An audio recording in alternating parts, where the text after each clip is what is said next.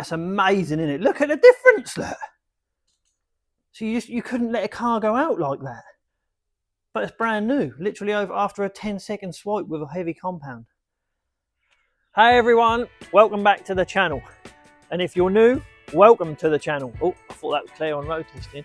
Claire's just out on road test with some customers, so I thought we'd get a quick intro on here for, this is part 4 of our little auction challenge. So at the end of part 3, you will remember that this Jag was sitting where that SLK is now, because I just washed the SLK. That was sitting there. I'll put that on now. The SLK wheels, that's nothing. Don't worry about that car. That's not on the channel, hasn't been on the channel yet.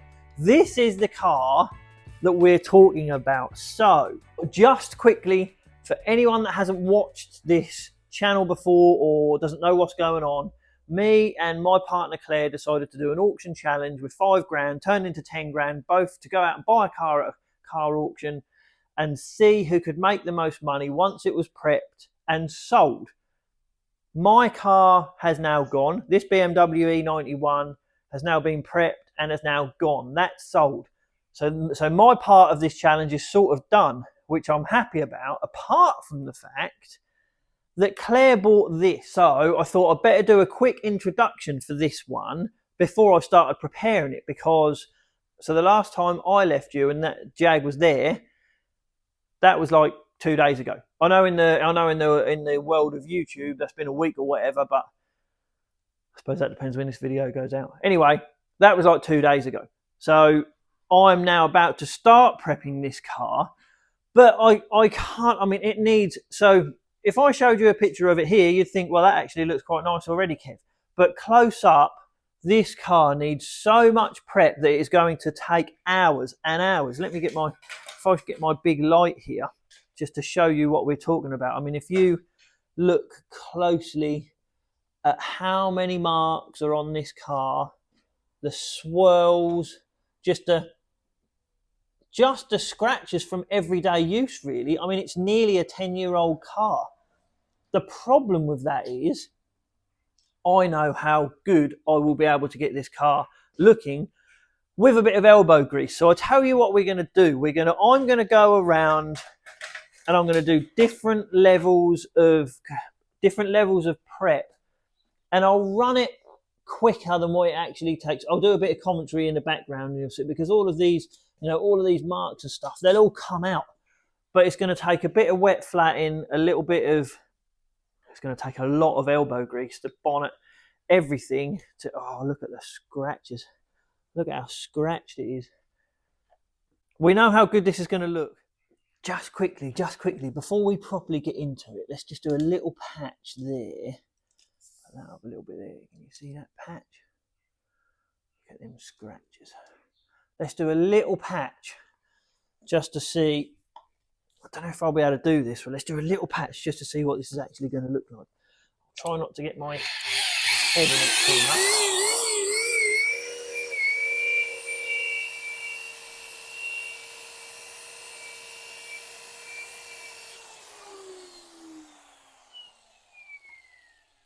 Now, admittedly, that might be the worst example of mopping ever, but we'll get the oh, good Lord, look at it already. I haven't even clayed it yet, but look at the difference already. It was 5 seconds, you saw it. Look at that patch there. Now, admittedly, there's a lot more that goes into mopping a car, because as you'll see, you can see it's swirly. That's because I just used a real heavy compound in. So it will get the big stuff out, but it will put swirls in because the compound is of a heavy cut. So it will put swirls and slight holograms in it. That's when you have to go for a lighter compound, a medium compound to get them out. But if the whole car is going to end up looking like that, you know that's going to be a good looking car. Let's get into it.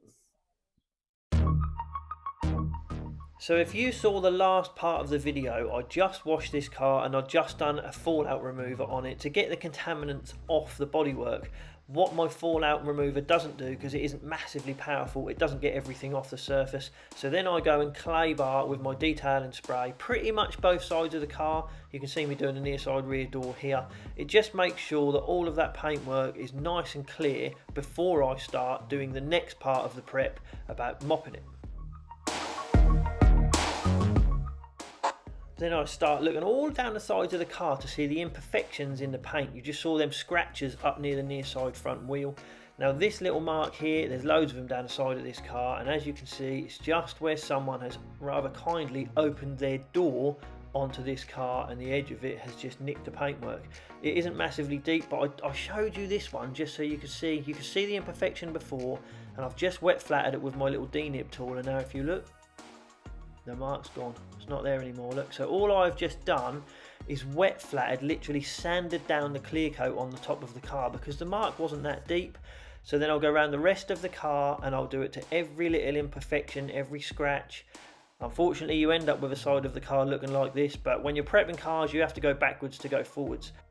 What I ended up doing for you on the next one, I actually done a bit of a close-up just on one of these wet flattered patches so you can hear how fast my mop was going, what sort of pressure I'm putting up against it. I know it'll be a little bit drawn out, but I'll just leave you, just let you watch this one just so you can see.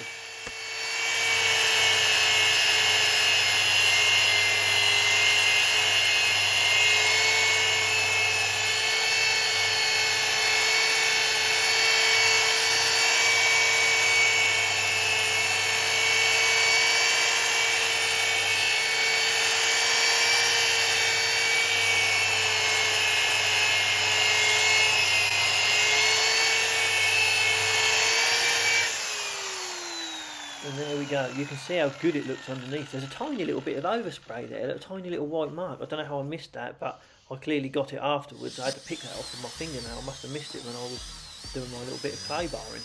But then we get back onto it. Now if you're thinking, wow, that car is going to take forever doing that to all these little patches down the side, you're completely right. It does take forever. I know it's not the best. But I quickly filmed this bit. If you look at that quarter panel, the reflection of the light, you look at the scratches. I've done the right back of this quarter panel. You look when they stop. Look, there you go. They've stopped completely. And that is just how good mopping can end up making it. It takes it right back to what it looked like when it was new. So if you can remember these scratches on the near side door, now them scratches weren't actually deep enough to need to wet flat. You can't get your fingernail in them, they are literally just in the top of the clear coat, but they look really bad. So I've just shown you, I've had to mop it from the side because if I mopped it in front I'd block the camera, so I've had to mop it from the side, so I apologise. But I just wanted to show you that you don't need to wet flat everything. I mean look, the scratches have gone. There's a tiny little bit right just below the Jaguar badge, look where I haven't got. But this was just a little bit of a demo to show you how easy some marks can come out and how much you can improve it.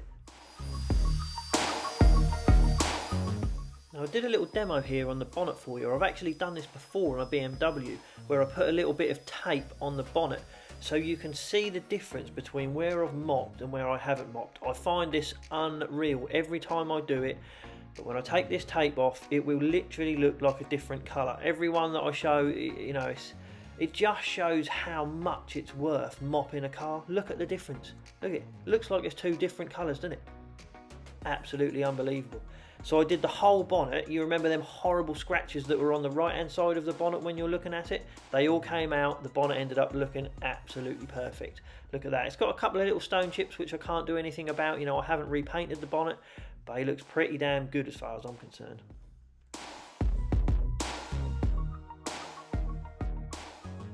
So, after numerous days of coming off and on and off and on and off and on the Jag, the heavy compound door is done all around the car and it looks pretty amazing.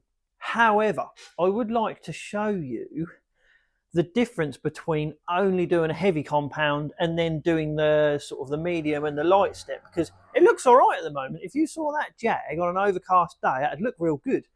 But if the sun came out or if it got a certain light on it, it would not. And I'll show you if I put this torch on these doors and you look at the reflection of the torch and you can see the swirls, look at the swirls from the heavy compound. Now that would look really bad in the sun, really shocking. And but to correct paintwork, and I can't really say correct because I know I'm not a detailer and I'm not trying to 100% correct it. I would like to if I had the time, but I really haven't. So you have to do the medium and then the light or a mix, whatever, to get them swirls out. But I thought what I would show you, I thought we'd do this bit together because look how shocking them B-pillar trims are. They are so bad, aren't they? Look how shocking they are. The problem is now the side of the car looks so good, they look even worse. So we'll just do one. What I'm going to do, I'm going to jam a polishing rag in between them doors so we can just do one at a time. We'll do this one. There you go. A little bit heavy compound on it, on my heavy mop head. Bit dirty. It won't matter. We'll rub it all over that. Oh, now my rag is in my way. There you go.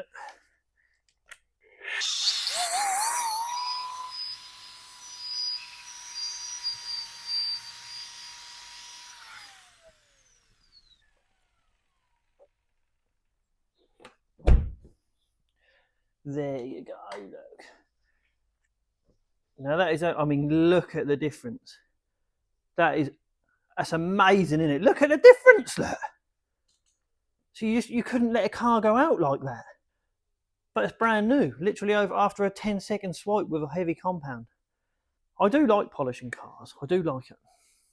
Well, so now that's done, I'm going to try and do a medium compound mop on a medium head with a light mix as well, to try and do like a 2.5 stage. That's what I do quite a lot, to try and skip the last stage really, but I don't think it's now that bad to not get away with that. So we'll do a quick bit of that and we'll see what it looks like when it's done.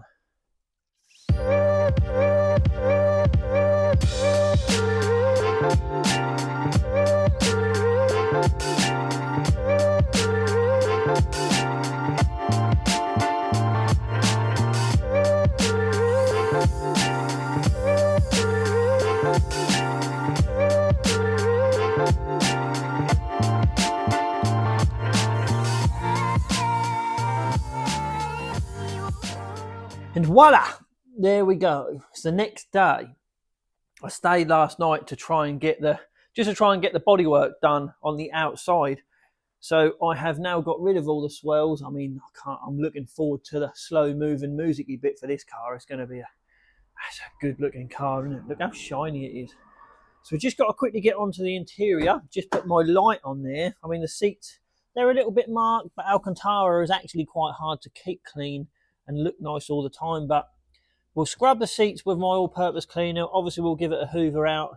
It really isn't very bad in here, so it's just a matter of getting all of the normal use dirt off, shall we say. It's just normal wear and tear dirt. Not sure what them little specks are, but they come off, so we can polish them with body polish. And then treat all the doors, treat all the mouldings, treat the dash, clean the windows, get this thing looking ready. New centre caps on order, new plates, and that'll be looking good. Let's get on. So here I go again with my vacuum and my little artist brush, just getting in all of the little nooks and crannies, getting all them little bits of dirt that get in cracks that just annoy you. I'll get them all out with an artist brush, vacuum them up so they're all gone.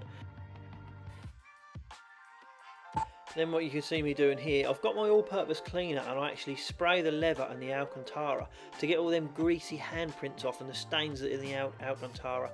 Then I'll wipe it all with my microfiber to make it all clean, make sure it's all clean. Then I'll get my wet vac and I'll put the stripes back and forwards in the seat base, in the back of the seat. I actually do it on the carpets as well, that you'll see in a minute. There you go, you can see it in the carpet there. I've already jet washed the mats, so they're all clean and they're all dry. And then it looks, I mean, it looks unreal as far as I'm concerned. Then I will dress the dash, I'll dress the door panels and everything like that. Then eventually get onto the glazing inside and out, and that pretty much leaves the inside all done, ready to see what you can see next. Well, I am genuinely, I'll be honest, I'm genuinely glad I finished this car. There's probably little bits I've missed, because it gets to a point where you've spent so much time on a car that you've sort of had enough. Where I am at now. But she does look amazing. I mean, that is, I've left my little light, I've left my strip light in there so you can see what it looks like inside. It's a pretty damn nice car. Now, I think most people would be fairly pleased to own this. I know I would. So, you know what bit's coming. We'll do the slow moving musicy bit. And weirdly, it's so bright now outside that I don't know how amazing it actually looks in here. But we'll do that and then we'll get it outside.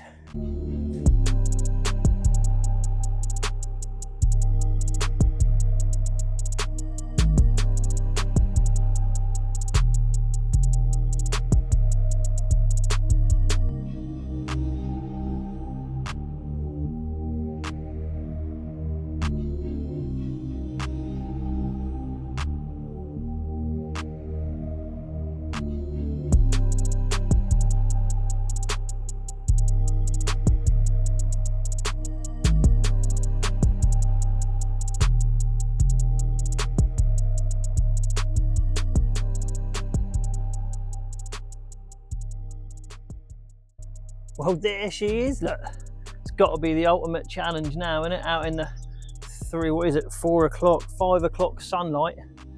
Oh, look at that! Look at the colours in the paint. You see them? Oh, so many different metallic particles in it. What a lovely car! Now it's going to get all dusty. Oh well, it's got to be done. It's got dust on it already. Look at that.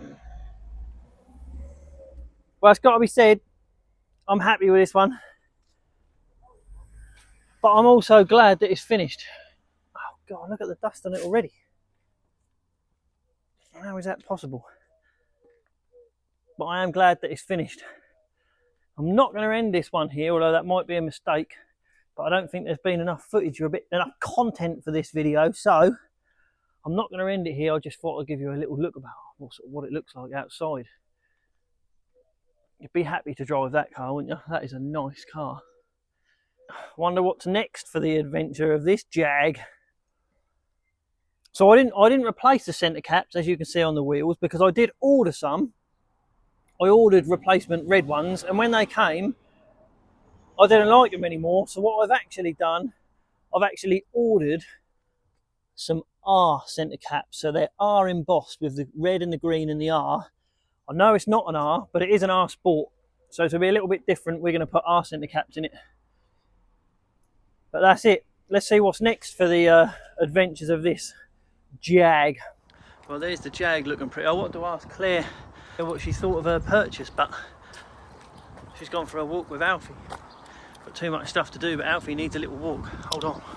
So the worst bit about this is it looks like all we do all day is just take Alfie for a walk and like don't do any work, and the reality is the complete opposite to that.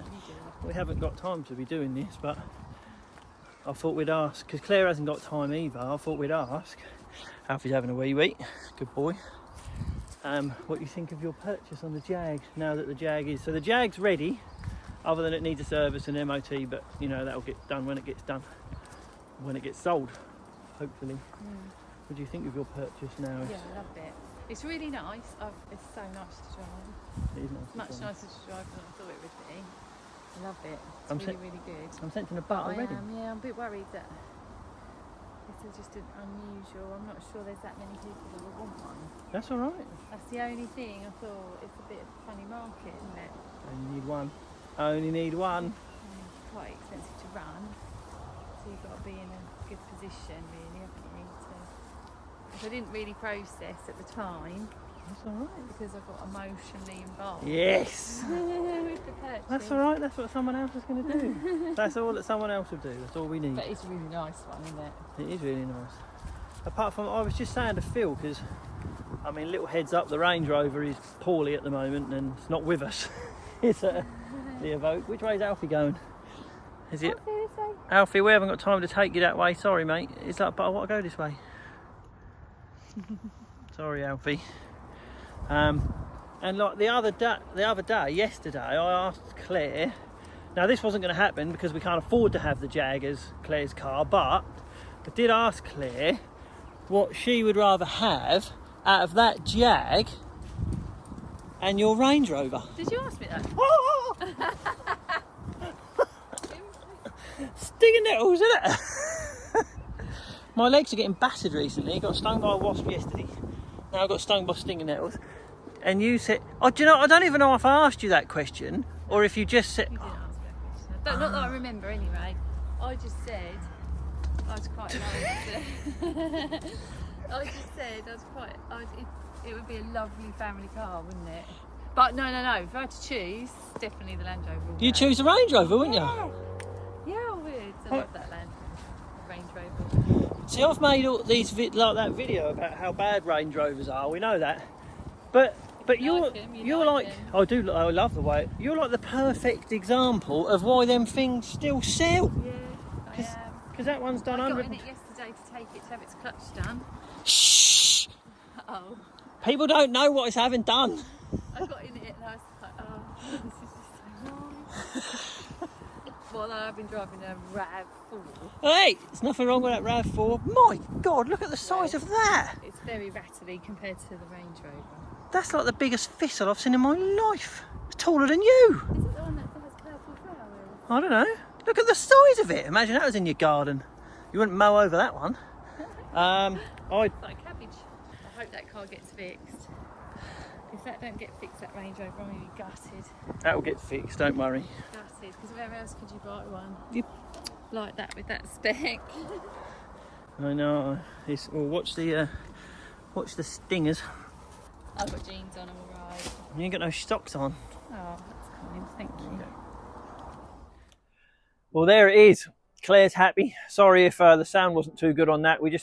I just quickly legged after Claire to because it is busy at the moment. There's a lot of stuff to do and sort of sitting down to film. Sounds bad, but it doesn't seem as important as doing the rest of the stuff. But there she is. I mean, Claire has done well with this car. Admittedly, I know that she didn't really look at these particular things and she sort of cottoned on to someone else's knowledge, which, you know, it's just initiative. But I mean, she did do well. The tyres are sort of 23 stamp tyres.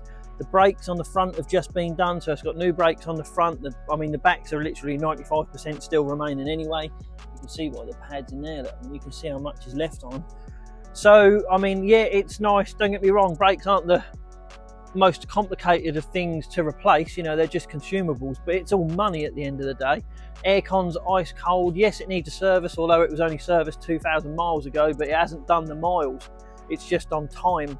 And but it will only be an oil and filter because it had a massive service at 41 where everything was replaced, and it's only done 50 now.